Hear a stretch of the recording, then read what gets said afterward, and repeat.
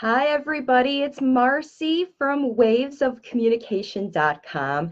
And today's hot topic video is what is blocking your child's speech? I'm going to talk on this video today about the necessary criteria for kids to learn language and the gateways to verbal speech. And I'm going to talk about those things because those are what it takes for kids, for speech to flow, for what, if we're talking about what's blocking something, first of all, we have to understand how the speech flows in the first place. So I'm going to talk about what is necessary for kids to develop natural verbal speech. And then I'm going to talk about the blockages. And I'm going to talk about some blockages that occur when we look at it from the child's perspective. And then I'm also going to talk about some blockages that occur when we look at it from the parents or outside influences. So thanks so much for joining me on this video today. And just so you know, in the comments section of this video, or in the description part, I have a section where I describe these first things I'm going to talk about, the criteria for verbal speech and the natural gateways. Those are in the description part of this video. So yeah, like I said, my name is Marcy Melzer, and I am an intuitive speech and language pathologist consultant, and I help parents teach their late talking children, no matter what is causing their late talking, how to use the natural skills that are inside of them to shift from nonverbal communication and use the speech that's inside to share their wisdom with the world. And I do that in my Waves of Communication parent coaching program. And for those of you who are watching, I just want to clue you in at the end of this video, after I talk about all my notes on blockages, I am going to talk about, I have a very exciting thing coming out. I have a brand new independent study online version of my Waves of Communication basic program coming out. I know that sounds kind of complicated, and it is. It's been a challenge for me to try to put into some form of independent study how generally parents in the world can access my videos. And I decided to do that because I know that there are parents who are out there who are incredibly resourceful, and with the right kind of guidance, I know that you'll be able to get your kids talking quickly. So stay tuned to the end of this video after I talk about these blockages, and I'll tell you a little bit more about that program. But I really want to focus on this for our today's hot topic, which is, why is your child late talking? What is blocking their speech development? And so let's talk again about those criteria. What is necessary for speech to flow? The natural development that is, supposed to be happening for kids. So, yeah, I don't think that parents of nonverbal kids have tried all that and more. Oh, wow. Kai, thanks so much for your comment. I guess that the parents who are working in my program would, I guess, beg to differ, because they are trying brand new strategies, and so they are seeing really great development. So anyway, Kai, if you are looking for resources to help your child, you can probably check out all of my YouTube videos too. All right, so now let's get into the topic, back to what we're talking about, how to identify what is necessary for language to flow with your child. And the first thing is obviously that there has to be some physiological readiness for your child to do. Your child has to be feeling well. And those are the physiological criteria for verbal speech. And so what the first thing you need to understand is that the child has to be able to hear speech at least at 40 decibels is kind of what the guideline that I go by, that a child has physically healthy body and their speech system is working, their mouth and throat and ear, nose, and throat system is working well, and that the child also has said some speech-like words at one time, not even words, but sounds, ba, ba, ba, goo, you know, making vowel noises, their mouth is working to make noises, it just doesn't really sound like speech. That's one of the criteria that is necessary. And then children have learned other skills. So you know, children who have learned things from their parents, other things, they know to come to the kitchen when you're cooking, they know how to put a cup on the counter, they know to come when you call them, things like that. And that the child actually has to want to communicate their wants and needs. Those are just the basic sort of physiological criteria that are necessary for talking. And of course, there are physiological things that can block those criteria. And those physiological things are, you know, what has to do with your overall wellness. Any kind of injury or illness that might happen that's going to stop your child's ability to hear sounds, pay attention, learn from other people, things like that. And once your child is well and those systems are working, so maybe your child had ear infections and you had surgery and now they're hearing again, or they had some immune system issues and you've done some work, physiological work with doctors or, you know, whatever you've used to help your child feel well again, and now your child is starting to show signs of what I call the gateways to verbal speech. So when children are unwell, a lot of times you don't even see these gateways open at all. They're completely blocked by your child's illness. But when you start to see these gateways start to open up, that's when you know that it's time potentially for you to start doing some interaction and working with children. So the thing that you need to do first is to sort of figure out, again, what's caused those physiological blockages and address those things medically or holistically, however you're doing. And the other thing, it's not necessarily just a medical illness that's documented by a doctor that causes unwellness in kids. There are also outside influences that causes kids to be unwell. Those are toxicity issues. Kids can be, especially if their immune systems are compromised otherwise, or there's a family history of that in your life, then exposure to things that are even in diets can affect kids. A lot of the processed foods and the chemicals and things that are in regular foods that you buy at the grocery store that are FDA approved.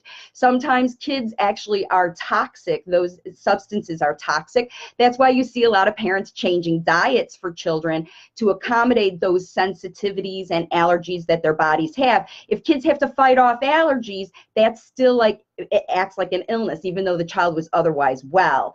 So changing diets, looking at toxicity issues, looking at anything that might have sort of externally affected your child's physiological body to make them feel unwell, those things you have to address first, of course. And those things, unwellness, are always going to block verbal speech. So that could be the thing that's blocking your child's speech. However, if you have gotten those things addressed and you start to see some of these following gateways open up, then you know it's time for you to start digging in and taking some action towards language facilitation to get your child back on track. Because whatever it was that caused them to be unwell, that's what stopped their communication progression, what caused them to start to use other methods to communicate. So it blocked the natural verbal speech development. And so now when your child is well, here are some other things that your child needs to have in place. And there are many, many things that can block these natural gateways. But first I want to talk about what they are. And the first one is that kids need to have exposure to real people talking at least 2 or 3 hours per day. So there are many things that can block that gateway, but it's one of the things that is important to have in place for your child as they're starting to learn to use verbal speech. Remember, we're talking about the families who are interested in, they maybe you've tried other systems like iPad systems or sign language or whatever, but you are watching this video because you want your child to use the natural verbal speech that's inside of them. And you're trying to figure out what's blocking that from happening. So you have to believe that your child can talk, and you want to be focused on talking, which we're going to get to in a minute, is about mindset. But it's important now, if you're continuing to watch this video, that you understand that these are the things that need to exist for this natural verbal speech to happen. And the first thing that needs to exist is exposure, lots of exposure, 2 or 3 hours a day to actual humans talking. And it's real people, not even people on videos. That's very, very important for children to understand. They need to see people talking so that they see how it works if we're trying to get them to be talkers. So that's the first one. And then the second one is the child has to enjoy connecting with these people who are talking to them. They have to like it. That it has to be non-threatening. It has to be very easy for them to enjoy, to connect with the people who are talking to them. So the speech that's coming at the child needs to be very clear and understandable, and speech that they enjoy. And that's how they're going to enjoy talking to the people who are talking or listening, you know, getting them to listen. And so that's the next thing that kids have to do. Not only do they have to enjoy watching people talk, but they have to actually really be able to listen and focus to all the words that they're saying, because nonverbal kids need to hear and see people talking and see the words that they're saying, watch their faces and see them say the words.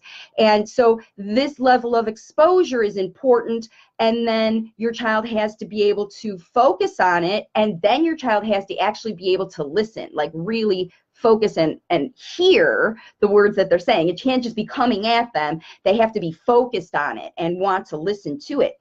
And then the child needs to have interest in sharing their ideas. So children who are, you know, wanting to tell you what's on your mind. Most parents know that your child is at that age. And then at that stage, I mean, and then they need to be very independent in wanting to make their needs known. So they're not just, you know, 100% reliant on someone saying, do you want this? Do you want this? And that's a big blockage. Actually, kids who are late talking often become very reliant on other people to do all of their care, especially kids who had a lot of illness, micro-preemies, people who needed a lot of help, kids who needed a lot of help in their early years. They get very used to relying on that help for everything, including their communication. So it's really important, like this level of independence in wanting to talk and wanting to say words has to be present in your child. So there has to be some work with motivation to get your child actually interested in wanting to try to talk, because they didn't talk before, and you got to get them wanting to try to do it on their own and not relying on you to talk for them. That's one of the biggest blocks that happens to kids. It's you train them, they train you to rely on each other.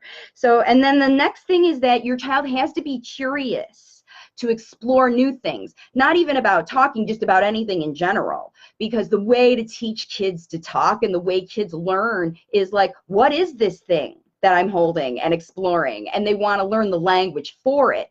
So they need to be interested in exploring new things in the first place, so that the people who are talking to them can talk about the things that they're exploring, and they won't. But if your child is not interested in exploring new things, if they're only very stuck in their own ideas, in their own mind, in their own place like that, that can really block this interest in, hey, what's that? I want to learn the words for it, because this is a necessary thing for your child to experience in order for them to learn verbal speech.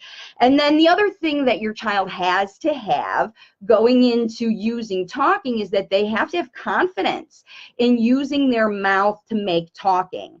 You know, it's kind of a simple way to say, a lot of kids, especially if your child maybe had a motor issue in the past, if they were late walking, or it may or may not be diagnosed as apraxia, and it doesn't even have to be apraxia because so many things look like apraxia, but it still presents, like when you observe it, like the child's actually struggling to get words out of their mouth. Like that's a real block. If a child thinks that it's very hard for a something to come out, then they're not going to want to try at it. So, it's kind of like the person who has trouble running, and they're presented with the idea, let's do a 5K this weekend. And you're like, I don't think I want to do a 5K. I'll watch you do it. But, running's not my thing. It's not my talent. And this is a mindset thing that actually gets in the way of kids even wanting to try at their talking. So I kind of intermixed already with these requirements for natural language facilitation, that's why I put them in the description. If you're just watching me now, thank you so much for joining me. In the description of this video, I have listed these criteria for verbal speech and the gateways. I've listed both of them from my notes so that you can see them and compare them, because this is a great way for you to realize what could be blocking your child's speech development, because these things that I put in the description are all necessary. And it seems like a lot of things, but these are all the components of what it takes to learn natural speech. And if you're in the market of wanting to know how to teach your child, like this is what you want to do, is teach your child, then all of these components need to be in place. So that's why I wrote them there for you. But what I want to talk about is, what kind of blockages, what kind of things happen to create blockages in these natural gateways to verbal speech. And the first thing, outside of the physiological things that we already talked about, there are environmental causes that can create blockages in these gateways. And those are things like trauma, any kind of trauma that happens to a child or even in the family, if somebody else, some kind of physical, emotional, trauma that happens at all, that can block so many of these gateways. That's a big deal. So dealing with what's the problems surrounding that trauma. See, this is how you have to overcome these blockages, by understanding where they come from so that you can address those issues. So if you see any of these gateways and there is a trauma in your child's life, that could be something to help you connect and overcome. And then just general unhappiness and boredom and disinterest in their world is what's going to cause a child to not be interested, block again a lot of these gateways. They're not going to be wanting to explore new things. Maybe they just whatever they've seen, whatever they're presented with, they've seen over and over and over again. Like kids who have many toys, and they see a toy and play a few minutes and chuck it, and see a few and play, that kind of looks like that. Or kids who have been in ABA programs for a long time, and it's kind of like run of the mill. They just go and they run their things and they go through the program and whatever, and they just do their stuff to get their reward. Kids who get in that mode, they're not actually focused and learning and getting all of those, interest and excitement and focus on the talking, because people are talking to them all the time. Some of these gateways might be open, but some of the things that are happening might, just really cause them to be bored. Maybe your child does spend a lot of time alone on a tablet. If they spend, more than 2 hours a day just alone by themselves in their mind, in their thoughts, or with a tablet, then they're not, then they're not engaging with the world at all, and there's nothing that's fostering them, and they might just be stuck in this habit and position of just not being happy with it. So yeah, children who spend time alone or a lot of time with tablets, they tend to fall into these environmental causes that block these gateways. All right, and then there are emotional causes. And these can happen because of big shifts or changes that happen in a family, which kind of resemble trauma, but it's not like a bad thing necessarily. Like maybe it's a new child, a new sibling, a new baby in the house, or an uncle or aunt or grandma comes to stay with you. Those are big changes that happen in your environment, but that also can cause some real emotional things like jealousy and fear. You know, maybe the person who comes into your life really shakes things up because you have new circumstances around it. There's, you know, different people, places, and things in the environment that your child might not be easy with. Like they're brand new, so they cause fear in your child. Maybe it's not even someone who's being fearful, but it's somebody who has a big personality and your child's real sensitive to that. It doesn't matter what causes these fears. Fears are real feelings in kids that completely block their ability to learn anything, let alone speech and language. So emotional things like jealousy and fear and frustration. This is a big one that causes kids to shut down. And it happens a lot when parents are prompting their kids. They just, you know, they need to have this enjoyment of connecting with the people. And if every time the people who are talking to them are connecting them, there's some kind of thing you got to do, or a task, or a thing to say, or say this word, or some kind of, or even if they're talking, you're expanding it. You know, you're trying to get, oh, he said a word, but I want him to say more. These feelings of incompetency, or I'm not good enough, these are real feelings that completely block a lot of the pathways that are necessary for developing natural verbal talking. All right, and then there are these mindset issues that happen with kids that cause them to believe, firmly believe, I mean, in their heart of hearts, they believe that speech is either too hard for them to do, or they believe in their heart of hearts that there is absolutely no reason for them to need to learn this talking because of things that happen. And the first thing happens, and kids think that speech is too hard, is when there are expectations presented to them that they're not able to meet.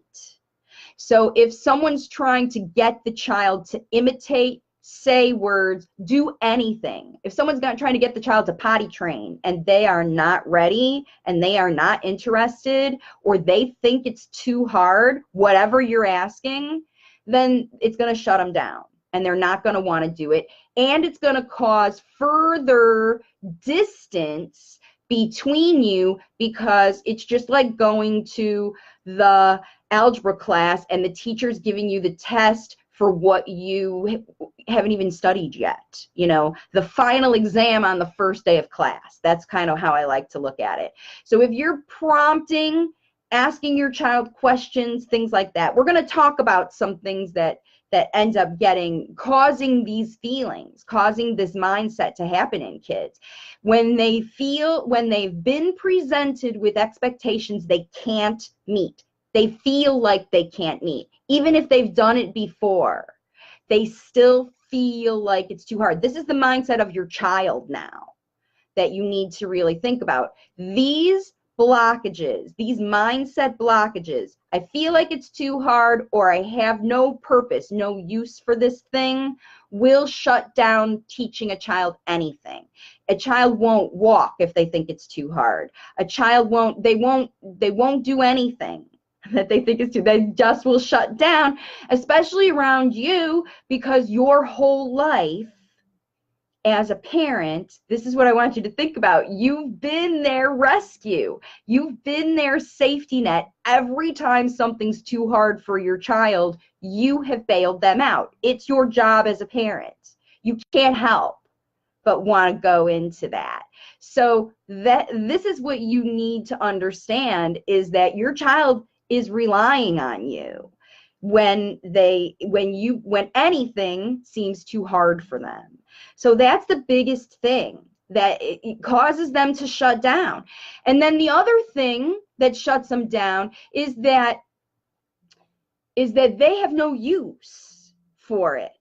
Because again, you're not going to learn anything that you have no use for, period, especially if it's hard, right?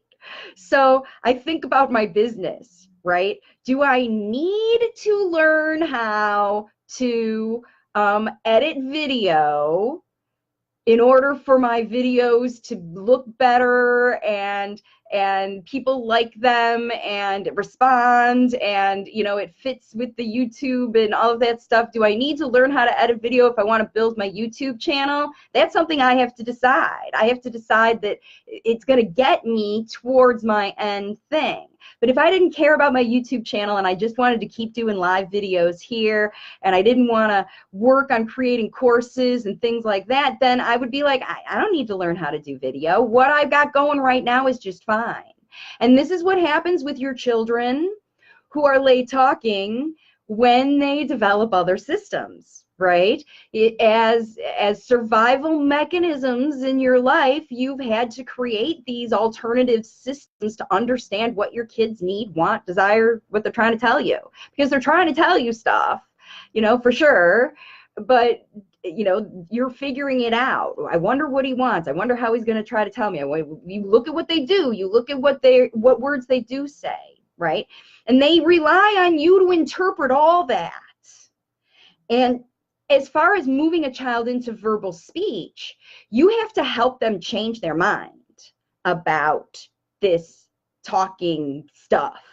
You have to make them think that it is so easy and so fun and so necessary for them to learn these things. Because when something is easy, fun, and necessary, then you learn how to do it. So in fact, I did learn how to edit video using software that I had no idea how to do it. In fact, almost a year ago, I was scared to do live videos in general. And over time, I got better and I realized that I have skills, and I changed my mindset and I said, you know what? Not only am I good enough to jump on and talk about things in front of people, but I'm good enough to write a course. I'm good enough to explain things to people, because what happened was, over the course of my just trying it out and doing these videos, people made improvements. People saw progress. And so now I'm like, you know what, if I really focus and work on this energy, I'm going to be able to create something that people can use, that people can really benefit from, that helps them, and I can do it myself, and it was in me all the time. Okay, so this is what I want you to understand, that your child has to go through this same acceptance, not just acceptance, but enjoyment, because I had no idea how to use this videos editing software and upload stuff to YouTube and whatever, but I figured it out. I put in the hours and I worked extra hard, and it used to be difficult for me, but now I can do it. And this is what's happening for the parents in my program. So this is how I know it works, because when I show them, look, this is where the blockages are. You got to have these gateways open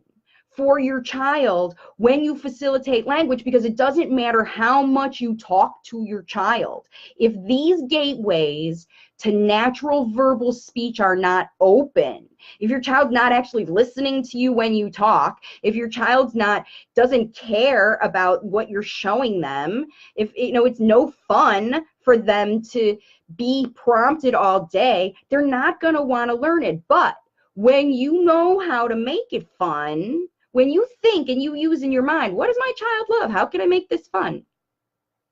And you do it every day, and you try and you practice and you get over it, then you can do it. So here's the next thing that's potentially blocking your child. So once you change your child's mind about this, right, and you facilitate language and you show them how to do it, it works for them. But here's the big block. Okay, here's what you all really need to understand. And this is not necessarily that has anything to do with your child at all. These are the parent blockages. These are what you have going on in your life, in your mind, that are blocking your child's speech. Things that you can change that will help your child talk, that will actually open up these gateways. Okay, so here they are. These are the things that are causing parents, that cause these things that go on. And they are things like worry, worrying about your child's lack of speech. When your energy is focused on what is he not doing instead of what is he doing, then your energy isn't going towards helping them learn to explore and all the language facilitation that you need to do, because nobody's going to teach your child how to do this natural speech and language but you. You are the only ones.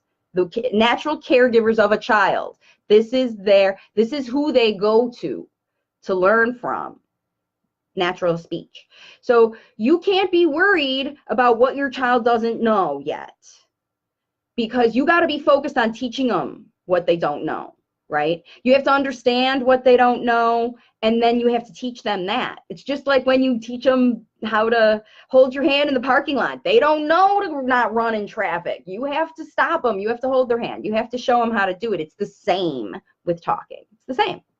So when you learn how to focus on what can I teach them today? What are we going to learn today? What kind of stuff is going on, and how I can get my child excited about learning this and make it so easy that they want to try, and make them understand that it's useful for them. How do I make them understand that they do it? You avoid these things, right? This is how you do it. You stop prompting your child with rhymes and fill in the blank. You stop it. You stop assuming your child's listening to you when they're not, right?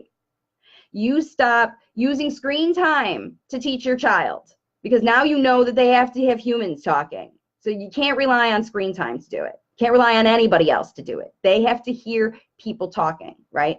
You can't continue to anticipate their needs and give them stuff without facilitating language. You can't continue to ask them questions all day long. What are you doing? What is this? Who do you love? And you can't continue to tell them to do stuff all day long either. Tell mommy you love me. Point to the blue one. Show me a banana. You can't do that. You have to stop doing that all day long. Nobody likes it. Okay? It's your mindset of worry of I'm not working hard enough to get my child to talk that's doing it. And what it's doing is it's blocking those natural verbal gateways, because your child doesn't want to listen to that. You have to learn to focus on what your child wants to talk about. That's the other thing. You have to get out of the mindset that you are going to teach them words that you want them to say. You have to change to teaching them the words they want to say, because this is the mindset of a child, remember? They're not going to do anything they don't want to do, that they're not interested, that they're not excited about. They're not going to do it. They're not going to do it if they think it's too hard, and they're not going to do it if they don't like it. And what do they think is easy? The stuff they love. What do they talk about? The stuff they like, the stuff they do all the time. You got to quit trying to teach them how to say your stuff. I taught him how to say numbers. I taught him how to say ABCs. Unless he loved doing that, that's why kids say it, is because they love it. They always say the things they love first. My kids said kitty before they said mommy. So I don't know what that says, but that's just something. I'm telling you what, you got to stop teaching kids words you want to say. You got to teach them words they want to say. And then you have to stop comparing your child to other children. They know when you do it. They see when you do it. They do it. They know. They know, because that's what makes them feel not good enough. Like, he's not talking like other kids. You can't even compare him to siblings. You can't even compare him to himself. You can't compare. You have to look at what's going on right now. My friend Angela said you have to be with your kid. You have to know what they love, and you have to enjoy it with them. What I call reach and teach, right? So these are the things I want you to start to think about when you wonder about what's blocking your child's speech. If you're like, dude, I have no idea why my kid's not talking, then you need to rewatch this video and start to think about these gateways of verbal speech and these things I just talked about that all block speech. All those things: prompting, assuming, using screen time, asking your kids questions, anticipating their needs, worrying on what they're not doing, comparing them. All of that stuff blocks your speech. And if you stop those things and those other gateways are open, like, your kiddo wants to learn stuff. They like to learn things. If they're talking already, then they've already gotten over the hump of, look, I know verbal speech is useful for me. Like, you know, if they're already talking, sometimes you just got to show them how useful it is. So I know that that seems like a kind of a vague way to go about it because it takes a long time to figure it out. In fact, I know this because I just wrote it for my course. So that's what I want to tell you about right now. I have realized that there are families who are so skilled at working with their kids, very much like this gal Kai said. Don't I think that parents of nonverbal kids have tried all that stuff? I do. I do know that they've tried all that stuff, and I know that something is still blocking their kids from talking. And I know that if you're watching this and you think in your head, I have no idea why my child is not talking. Everything, they have all their speech systems are working, they can hear, they pay attention, they learn other stuff, maybe they sing songs and talk by themselves. You absolutely 100% know your child can talk, but you don't know why they're not. These blockages that I talked in the video, something's blocking their gateways to natural verbal speech. So if you have been trying these things at home and it's not working, something's blocking your child's verbal speech. And that's what you need to figure out. Now, I also know that for every parent watching me out there, it's different. Okay? No two family situations are the same. No two kids are the same. No even two kids in the same family are the same because everything's different. So you as parents must use your skills as what you know intuitively about your family and your child and your situation to analyze and figure this stuff out, okay? What I do for families in my program is I do that for them. Like I am able to look at video and say, yep, this is what's going on in your family and your life and whatever.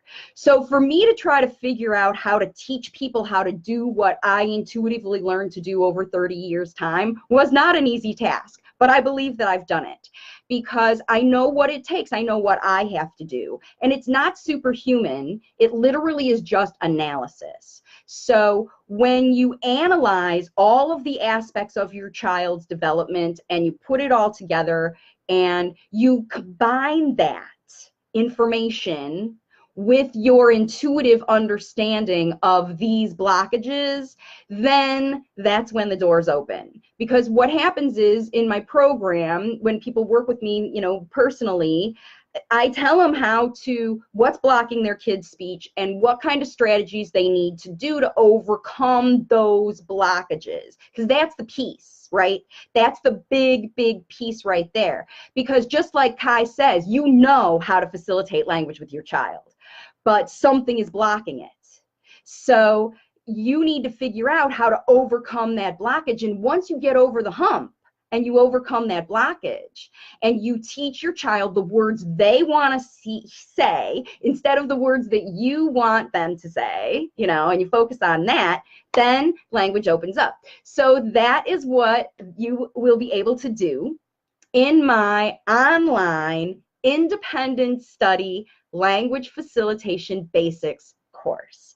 You're going to be able to analyze your child's speech. You're going to be able to analyze your whole family's communication, understand what the blockages are, and learn how to, by very specific kinds of analysis that I lay out and explain exactly to you, how you'll be able to figure out what's going on to cause your child's speech blockages.